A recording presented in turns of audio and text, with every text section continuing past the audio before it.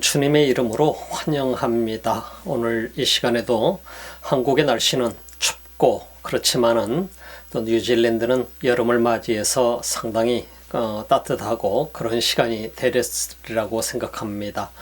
이 시간에도 주님 앞에 나온 여러분 모두를 환영하고 주님께서 기뻐 받으시는 그런 귀한 예배가 될 줄로 믿습니다. 신실한 마음으로 이 시간에 온라인을 통해서 드리지만은 그저 온라인을 통해서 보는 예배가 아니라 예배를 드리는 귀한 시간 되기를 소망합니다. 이 시간 다 같이 기도드리겠습니다.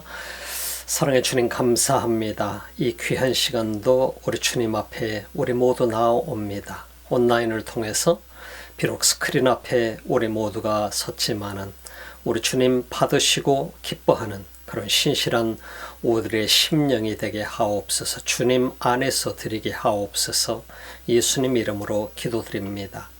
아멘. You are my refuge. You are my fortress. You are my friend in need. You are my Lord. I will worship you with all of my heart. I will seek your face all through my life. I will serve you, Lord, with all that I am. Here I am. I will worship you with all of my heart. I will seek your face all through my life. I will serve you, Lord, with all that I am.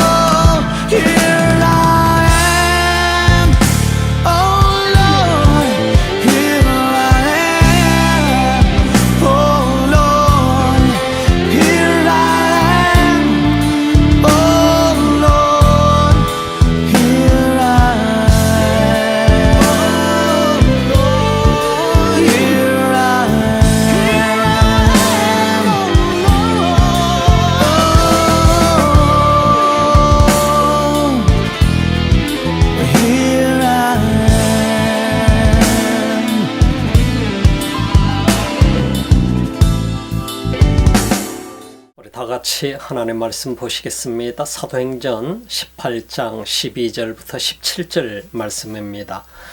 그러나 갈리오가 아가야주 총독으로 있을 때에 유대 사람이 한패가 되어 바울에게 달려들어 그를 재판정으로 끌고 가서 이 사람은 법을 어기면서 하나님을 공경하라고 사람들을 선동하고 있습니다 하고 말하였다. 바울이 막 입을 열려고 할 때에 갈리오가 유대 사람에게 말하였다. 유대 사람 여러분, 사건이 무슨 범죄나 악행에 관련된 일이면 내가 여러분의 송사를 들어주는 것이 마땅할 것이요. 그러나 문제가 언어와 명칭과 여러분의 율법에 관련된 것이면 여러분이 스스로 알아서 처리하시오. 나는 이런 일에 재판관이 되고 싶지 않소. 16절 그래서 총독은 그들을 재판정에서 몰아냈다. 17절 그들은 회당장 소스테네를 붙들어다가 재판정 앞에서 때렸다. 그러나 갈리오는 이 일에 조금 더 참견하지 않았다. 아멘.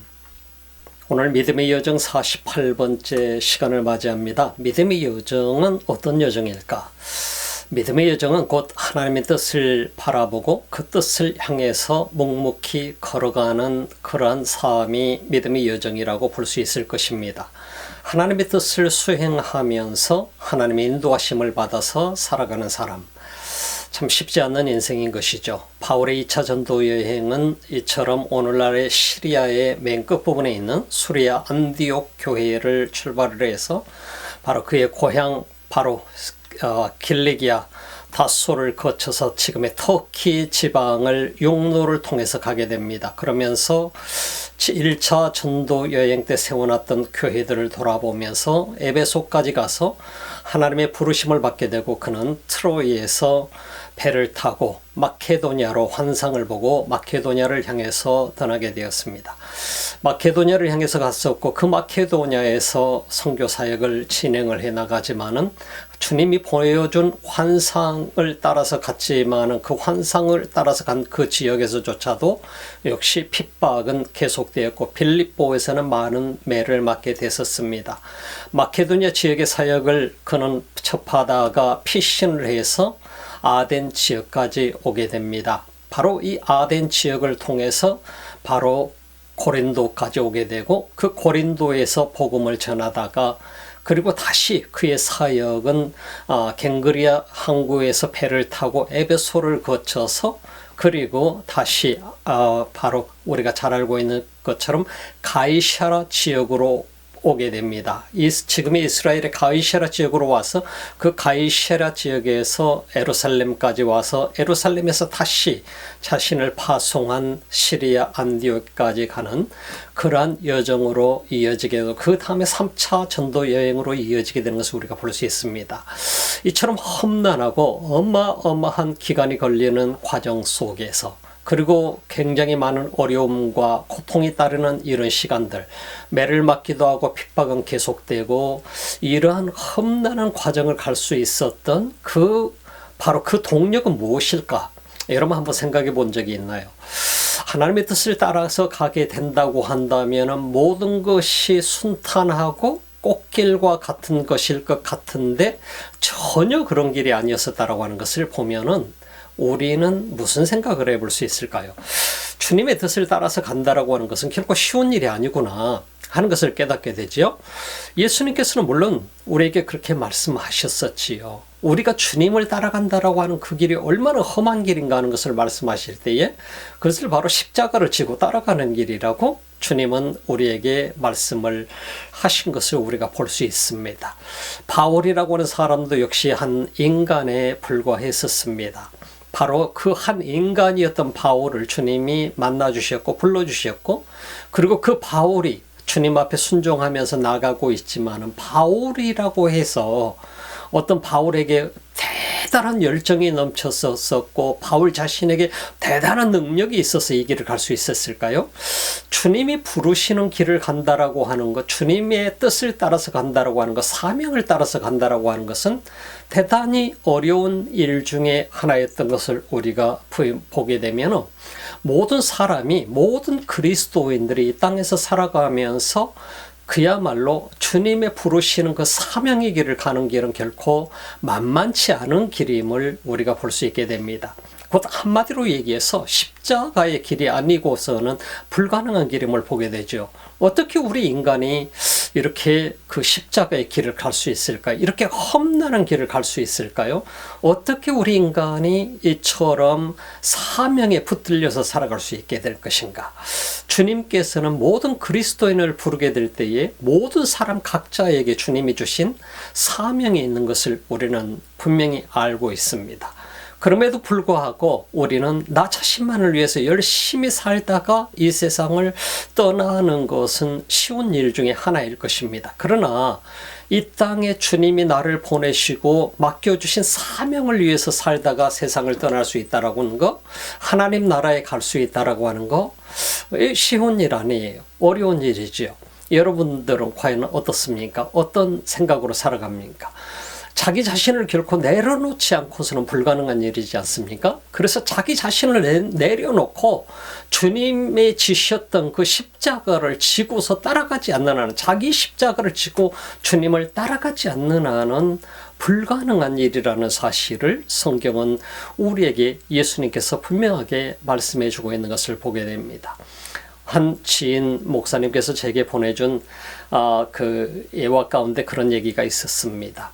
아프리카에서 원숭이를 사로잡는 방법 중에 하나가 있는데, 그 원숭이를 사로잡는 방법 중에 하나가 뭐냐면 통나무에다 구멍을 뚫어서 원숭이 손이 겨우 들어갈 만큼의 구멍을 뚫어서 그 속에다가 너트라든지 이런 어떤 그 원숭이가 좋아하는 음식을 집어넣어 놓게 되면, 단단한 음식을 집어넣어 놓게 되면은 원숭이가 그 냄새를 맡고 와서 손을 집어넣게 되죠. 그 손을 집어넣고 나서 거기에 있는 음식들을 손으로 한 움큼 잡게 되는 것이죠. 한 움큼 잡고 나게 되면 그 원숭이는 자기 손에 쥐어 있는 그 자기 음식을 기어코 자기 소유하기 위해서 절대로 그 손을 펴지 않는다라고 하는 것입니다. 그러므로 인해서 아프리카 사람들은 그 원숭이를 잡게 된다라고 하는 거예요. 결과적으로 원숭이에게 있어서는 그 손만 펴서 음식을 놓아버리게 되면 자기 생명을 살 수가 있는데, 그 손에 욕심껏 잡은 음식을 놓지 않으려고 하다 보니까 결국은 자기 목숨을 잃게 되는 경우를 우리가 보게 되는 것을 그 예화 속에 나와 있는 걸 보았습니다. 우리가 이런 과정들을 보게 되면 우리 인간의 삶의 모양을 보게 됩니다. 우리 삶은 언제나 항상 내 자신을 위해서 열심히 뭔가를 움켜잡고 살아가는 경우가 참 많이 있습니다. 움켜잡고 있는 삶은 결코 주님 앞에 쓰임받기가 굉장히 어렵습니다. 많은 사람들이 내가 붙들고 있으면 이것이 내가 반드시 붙들어야 될 거야, 이걸 통해서 나는 살 수가 있어라고 생각을 하게 되니까 그걸 놓지를 못하는 거예요. 그러다 보니까 그걸 붙잡고 있다가 결국은 주님 앞에 아무런 사명도 감당하지 못하고 이 세상에서 불행하게 삶을 마감하는 경우가 많이 있는 것을 보게 됩니다. 원숭이는 자기가 붙잡고 있는 그 음식이 전부이라고 생각하기 때문에 이 음식을 놓기만 해도 사는데, 그걸 도망갈 수 있는데 그 음식을 놓지 못해서 그 통나무 구멍 속에 있는 주먹을 꽉 쥐고 있다가 결국은 목숨까지 잃어버리는 상황을 우리가 보게 되면서 우리에게 많은 교훈을 그래서 주는 것입니다. 우리 인간도 언제나 마찬가지로 내 자신을 내려놓을 줄 알아야 되는 것이죠. 내가 움켜잡고 있을 때 우리는 아무짝에도 쓸모없는 존재가 되어버리고 맙니다. 결국은 내 자신의 영원한 생명까지도 잃어버리게 되고 마는 것이지요. 하나님 앞에서 부름받은 하나님의 사람들의 삶은 언제나 주님을 향해서 내 자신을 내려놓고 십자가를 지고 묵묵히 따라가는 삶이라고 하는 것입니다. 어찌 바울이라고 해서 고민이 없었으며 갈등이 없었으며 어려운 그런 심정이 없었겠어요? 연약한 인간이잖아요. 바울도 우리와 똑같은 인간인데 어떻게 바울은 그 험난한 여정을 갈 수 있었을 것인가?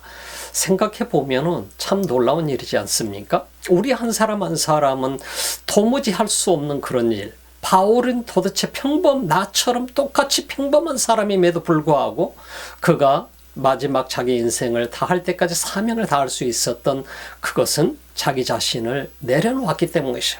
자기 손에 움켜쥐고 있던 것을 다 내려놓고 자기 명예와 자기의 이름과 그리고 자기 출세와 모든 것을 부를 다 내려놓고 주님의 십자가를 지고 따라가게 될 때에 사도 바울은 위대한 바울이 될 수 있었던 것을 보게 됩니다.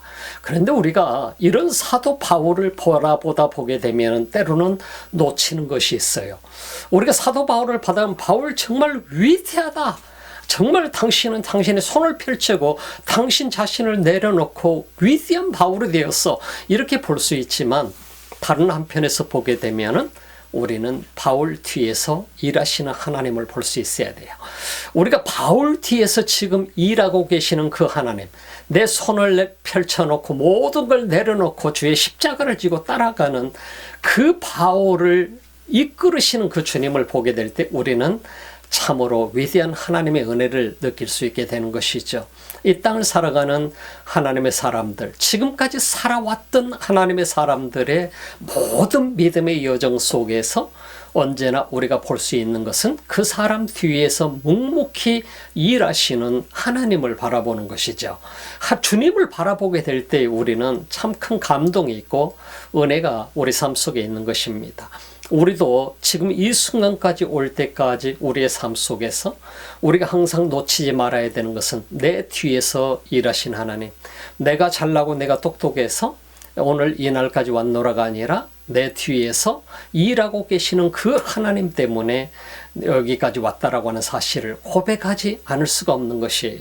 우린 지난주 시간에 사도 바울이 그야말로 고린도에 도착했을 때 참으로 어떻게 보면 좌절감이 들 정도로 그 도시를 바라보면서 낙심했었죠. 아덴에서도 많은 열매도 없었어요. 아덴 지역에서도 마찬가지로 또 다른 핍박도 그에게 다가오게 열매도 별로 없으면서 말이죠. 이런 과정 속에서 그가 고린도에 왔을 때 그야말로 고린도 지역도 역시 마찬가지로 가관이었어요. 당시 아가야의 수도였던 이 고린도 지역에 도착하고 보니까 우상의 도시고 타락의 도시예요. 이런 곳에 오면서 자기 자신을 돌아보면서 많은 갈등이 있었을 거예요. 과연 내 선교는 이제 이대로 끝나는 것인가? 실패하는 것인가?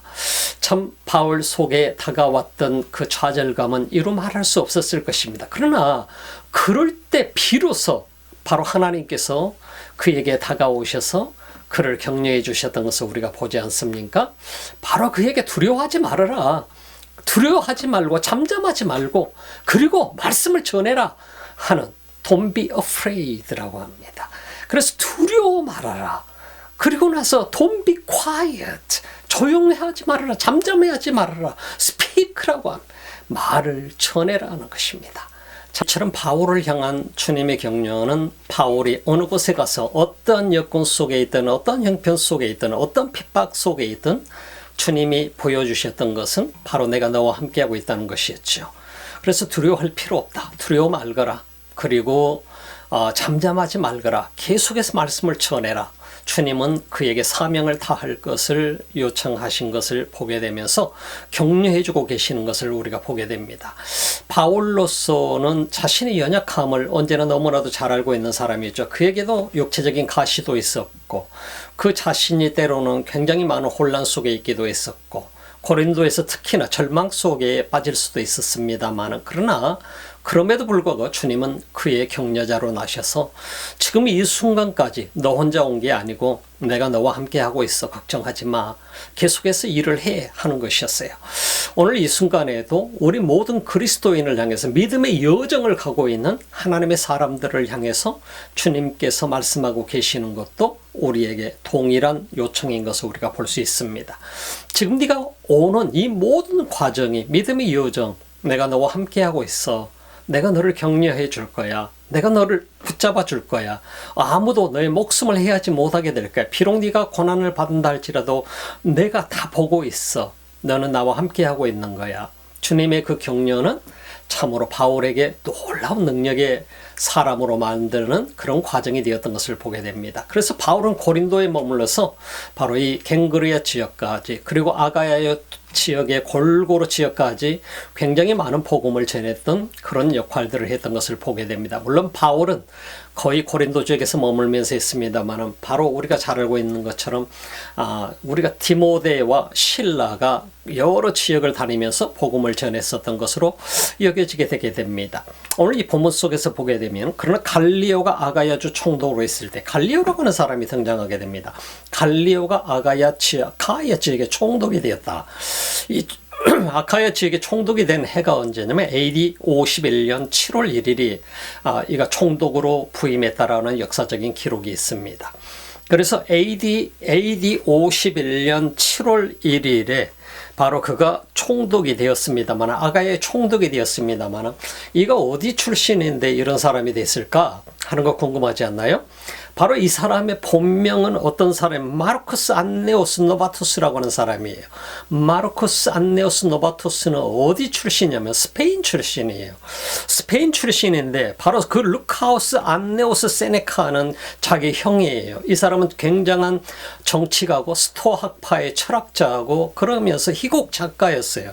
그의 아버지는 수사학자이면서 굉장한 갑부였는데 마르쿠스 안네오스 세네카였었어요. 근데 이 마르쿠스 안네오스 세네카의 아들이 바로 마르쿠스 안네오스 노바토스였어요. 그의 이름이 갈리오였어요. 어떻게 해서 갈리오라는 이름을 갖게 됐을까? 이 갤리오라고 하는 이름을 바로 클라우디우스 황제가 로마의 4대 황제가 되었을 때 바로 이 연출이 닿았던 것이에요. 그래서 이 마르쿠스 안네오스 세네카가 자기 아들을 출세시키기 위해서 입양을 보내게 됩니다. 로마로. 로마의 수사학자였던 바로 루카우스 유니우스 갈리오의 집안의 양자로 보내게 됩니다.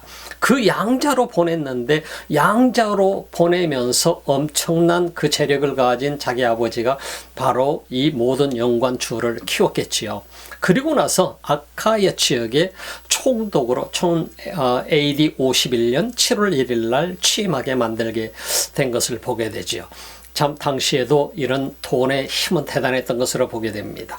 그가 총독으로 있을 때 유대 사람이 한패가 되어 바울에게 달려들어 그를 재판정으로 끌고 가서 이 사람은 법을 어기면서 하나님을 공경하라고 사람들을 선동하고 있습니다라고 말했다. 우리가 이 문자적으로 보게 될 때 도대체 뭐가 문제인지 모르는 것이죠. 자, 이 사람은 법을 어기면서 법은 무슨 법을 얘기하느냐? 바로 로마의 법을 어기고 있다 이 말입니다. 그러면서 하나님을 공경하라고 사람들, 그건 유대인들도 지금 하고 있는 일이잖아요. 하나님을 공경하라고 하는 거 유대인들이 지금 하고 있는 일인데 건덕지를 잡아서 바울을 뭐 하려고 하는 것이냐? 로마의 법을 어기면서 지금 일을 하고 있다. 이러면서 바울을 총독에게 끌고 왔다는 것은 당시에 법적으로 목숨에 관한 문제는 총독이 판결을 해야 되는 상황이었어요. 그래서 그를 아가야 총독인 갤리오에게 데려와서 바로 그에게 사형을 시켜달라, 바울을 죽여달라, 더 이상 선교 사역을 못하게 만들어달라 이 말이죠. 끊겨버리게 만들어달라 이 말인 것이죠. 그런 이 유대 사람들이 이렇게 선동을 하면서 하나님을 공경하라고 사람들을 선동하고 있다고, 법을 어기면서 하고 있다고, 로마의 법을 어기면서 하고 있다라고 하는 것은 곧 클라우디우스 황제의 칙령을 거부하고 있다라고 하는 얘기하고 있는 것입니다. 그 법을 얘기하고 있다는 곧 바로 시저 황제의 법까지도 어기고 있다라고 하는 얘기가 되는 것입니다. 그래서 바울이 막 입을 열려고 할 때 갈리오가 유대 사람들에게 말했다. 유대 사람 여러분, 사건이 무슨 범죄나 악행에 관련된 일이면 내가 여러분의 송사를 들어주는 것이 마땅할 것이요. 바울이 막 입을 열려고 하는데 갈리오가 그 입을 못 열게 만들고 자신이 대답을 하게 됩니다.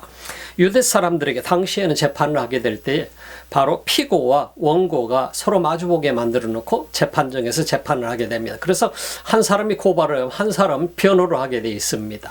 이렇게 해서 바울은 변호할 준비를 하고 있는데 갈리오 총독이 바로 막아서게 됩니다. 그러면서 직접 얘기하기를 바울이 막 입을 열고 갈리오가 유대 사람들에게 말하는데, 유대 사람 여러분, 사건이 무슨 범죄나 악행에 관련된 일이면은 내가 여러분의 송사를 들어주는 것이 마땅합니다. 민사나 형사 사건이라고 한다면은 내가 여러분의 송사를 들어주겠습니다. 바로 이것은 내가 지금 가지고 있는 권한은 이것이 내 권한이지 그 외에 것은 내 권한이 아니다라고 하는 것을 얘기해 주는 것이죠. 그러나 문제가 언어와 명칭과 여러분의 율법에 관련된 것이면 여러분이 스스로 알아서 처리하시오. 나는 이런 일에 재판관이 되고 싶지 않소 하고 그 재판을 아예 기각시켜버리고 말게 됩니다. 그래서 총독은 그들을 재판정에서 몰아냈다, 쫓아냈다 이 말입니다.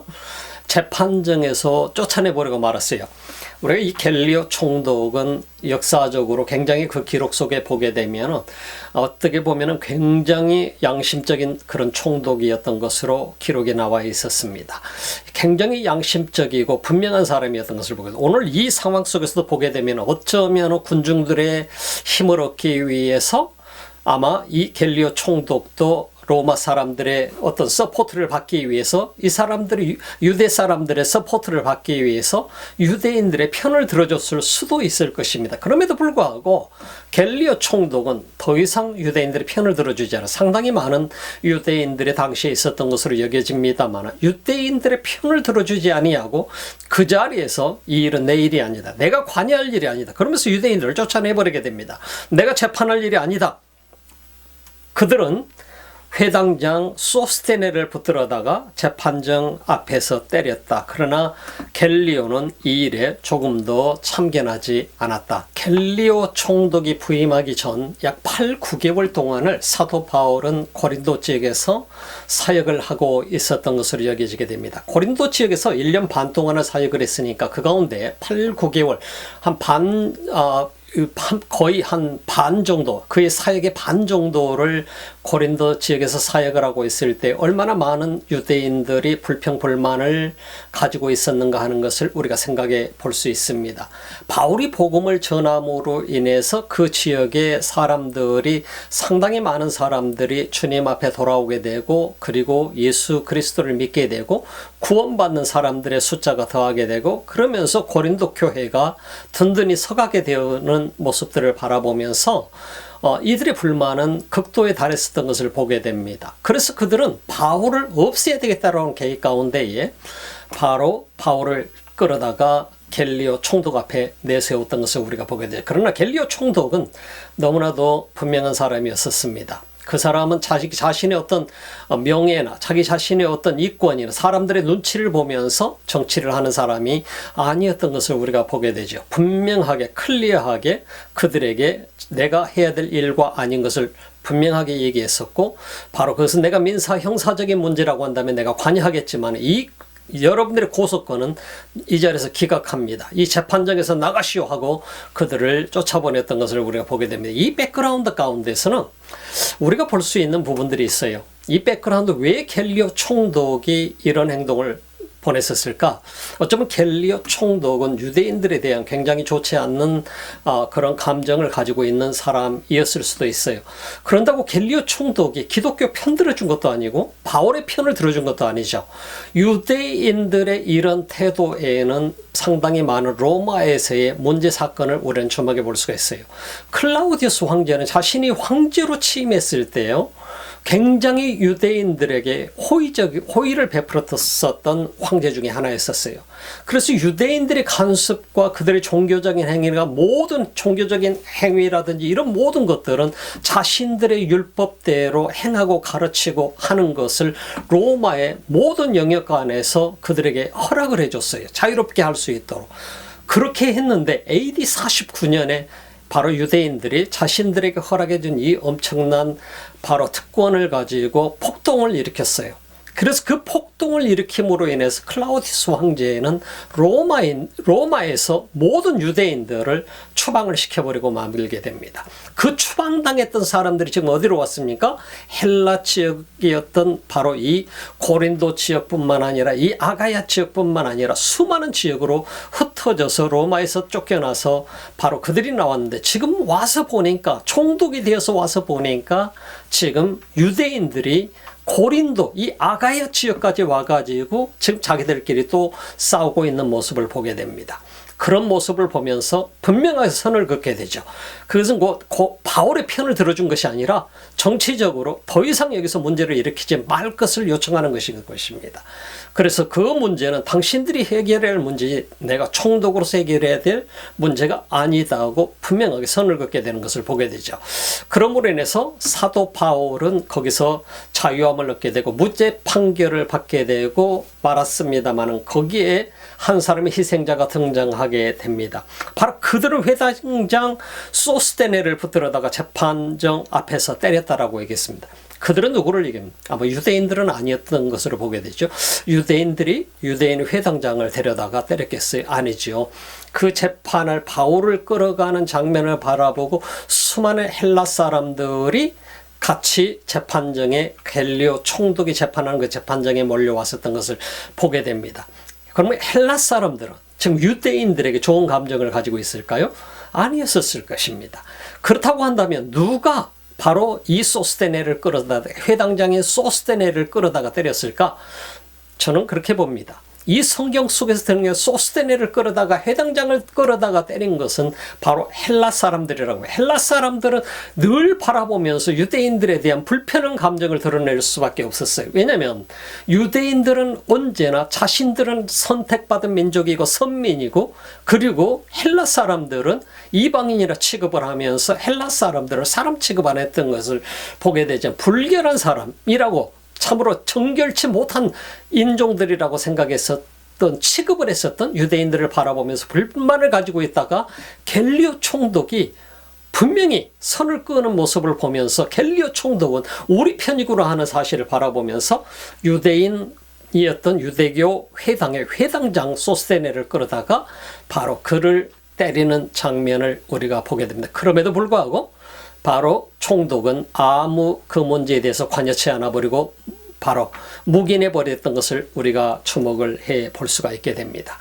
오늘 이런 역사적인 과정 속에서 보면서 참 우리는 많은 생각들을 해봅니다. 바로 이 갤리오라고 하는 총독은 총독으로 부임했지만은 그러나 어느 누구의 편도 사실은 아닙니다. 자신의 정치적인 입장을 분명하게 보유하고 있었고 유지하고 있었고, 그런 정치인으로서 자기 총독의 위치를 잘 지키고 있었던 사람으로 여겨지게 됩니다. 그러나 이 갤리오를 통해서 헬라 사람들은 바로 유대인들이 정말 나쁜 사람들이구나, 정말 이 유대인들을 어떻게 해서라도 자기 자신들이 대항하고 싶었지만 여태껏 못했지만은 바로 총독이 유대인들을 어떻게 보면 그들 눈에서 볼 때는 괄세하는 것처럼 보였었지만은, 그러나 그걸 통해서 바로 회당장을 잡아다가 바로 구타하는 사건이 발생했던 것을 보게 되죠. 그럼에도 불구하고 총독은 묵인한 사건, 우리가 이런 과정들을 바라보면서 하나님께서 어떻게 뒤에서 일하고 계신가 하는 것을 때로는 볼 수 있게 됩니다. 갤리오는 하나님의 편에 선 사람은 아니지만 그럼에도 불구하고 갤리오를 통해서 어떻게 보면 그 사건 자체로 끝나는 것 같지만은 갤리오는 선교 역사적인 측면에서 보게 될 때는 굉장히 중요한 역할을 했던 것을 보게 됩니다. 선교학적인 측면에서 보게 될 때에 어쩌면 갤리오라고 하는 이 사람은 바울에게 자유를 줌으로 인해서 바로 이 일에 대해서 더 이상 개입하지 않음으로 인해서 어떻게 보면 바울의 선교 사역을 묵인해 주는 역할이 되게 됩니다. 이 영향은 곧 선교지에서, 로마가 점령하고 있는 선교지에서 하나 중요한 선례가 되게 됩니다. 그래서 어느 지역에서든지 간에 합법적으로 바울이 복음을 전하는 데 있어서 전혀 어느 누구도 건드리지 못하는 상황이 될 수도 있게 만드는 그런 판결이라고 볼 수 있을 것입니다. 그래서 유대인들의 항소가 기각이 되었다라고 하는 것은 어느 지역에서든 유대인들이 이 문제에 대해서 더 이상 항소할 수 없다라고 하는 것도 우리에게 보여주는 것이기도 합니다. 그래서 하나님께서 어떻게 믿지 않는 사람이었지만은 갤리오라고 하는 사람을 또한 그의 마음을 움직여서 그의 성격과 또한 그의 철학을 움직여서 또 사용하셨는가 하는 것도 우리가 주목해 볼 수 있게 되는 것입니다. 만약에 갤리오가 바울의 손을 들어주지 아니하고 이 고소를 기각하지 아니하고 바울을 범죄자로 인정을 했더라고 한다면 선교에는 치명적인 타격이 왔었을 것입니다. 유대인들의 컴플레인은 계속해서 진행이 되었을 수도 있을 것입니다. 그러나 아가야 지역의 총독으로서 갤리오가 내린 판결은 너무나도 깨끗한 판결로 끝났던 것을 보게 됩니다. 여러분과 오늘 저는 이 사도행전 18장 12절로 17절 말씀을 바라보면서 우리는 참 많은 생각들을 해보았습니다. 참 정치적으로 대혼란 가운데 있었던 상황. 클라우디우스 황제는 유대인들에게 자유함을 주었었지만 그 자유함을 이용해서 그들은 폭동을 일으켰었고 그 폭동을 일으킨 죄의 대가로 그들은 로마에서 추방을 당했었습니다. 추방당해서 곳곳으로 흩어졌던 바로 유대인들은 고린도 지역에서 또다시 바로 이런 문제를 일으키는 장면을 보면서 갤리오 총독은 분명하게 유대인들에게 경고를 주는 내용이었던 것을 우리가 볼 수 있습니다. 더 이상 문제를 일으키지 말라. 내가 총독으로 있는 이 지역에서는 더 이상 이런 문제를 가지고 내게 나오지 말라. 내가 재판할 것이 아니다라고 하는 분명한 선을 그었던 것을 우리가 보게 되는 것이죠. 그래서 여러 모양에서 우리 인간의 삶의 모습을 우리가 보게 됩니다. 바울도 하나의 연약한 인간이었었고 바울도 어쩌면 자기 자신이 지금 이 일을 감당해 오면서도 나의 선교 사역은 정말 이대로 끝인가라고 하는 그 고민을 할 수밖에 없는 상황이었지만 그러나 하나님께서 그의 마음속에 찾아오시고 개입하셔서 격려해 주시고 새 힘을 주시고 그리고 앞으로 전진해 나가게 함으로 인해서 그로 하여금 다시금 만만치 않는 그 믿음의 여정이었고 선교 여정이었지만은 2차 선교 여행을 마치고 3차 선교 여행으로 전진하게 만드는 그런 엄청난 힘의 원동력을 우리는 보았습니다. 언제나 제가 설교를 하면서도 말씀을 드렸듯이 우리 모두가 볼 수 있어야 되는 것은 사도 바울의 위대함보다는 사도 바울의 위대함을 우리는 보다가 그 뒤에서 일하고 계신 하나님을 망각하지 말아야 된다고 하는 것입니다. 오늘 여러분 한 사람 한 사람이 신앙생활하면서 언제나 내가 일에 쫓기다가 교회에서도 내가 봉사하는 일에 열심히 쫓기다가 하나님을 망각해 버리면 안 되죠. 항상 우리가 중요한 것은 지금 이 순간에 나와 함께 하시는 하나님, 내 뒤에서 일하고 계시는 그 하나님, 묵묵히 지금도 나를 격려하고 계시는 그 하나님을 여러분 자신들이 언제나 바라보면서 주님 앞에 큰 능력 얻는 그런 믿음의 삶을 사시기를 주님의 이름으로 축원합니다. Your grace is enough, more than I need. At your word, I will believe. I wait for you. Draw near again. Let your spirit make me new, and I will follow.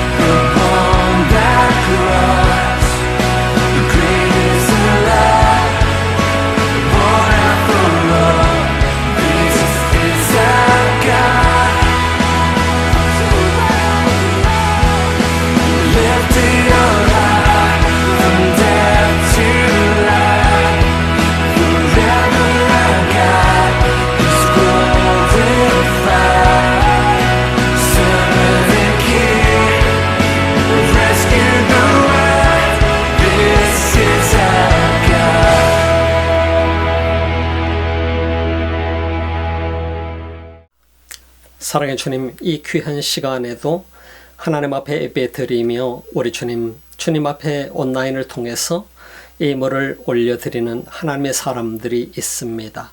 우리 주님 기뻐 받으시기 원하고 주님의 나라를 위한 소중한 예물 되게 하시고 주 앞에 참으로 드려지는 손길마다 주님이 기뻐 받으시는 귀한 은혜가 있게 하옵소서. 이제는 우리 주 예수 그리스도의 은혜와 하나님 우리 아버지의 측하신 사랑하심과 성령의 감동 감화 교통하시고 충만하신 역사가 오늘 주님 앞에 예배드리는 또 하나님 앞에 참으로 묵묵히 나아가는 믿음의 여정을 걸어가는 하나님의 사람들 머리 위에 이 지구촌 곳곳에서 코로나와 싸우며 지금도 주님 앞에 예배하는 민족들 머리 위에 지금부터 영원토록 함께 하시기를 간절히 축원하옵나이다. 아멘.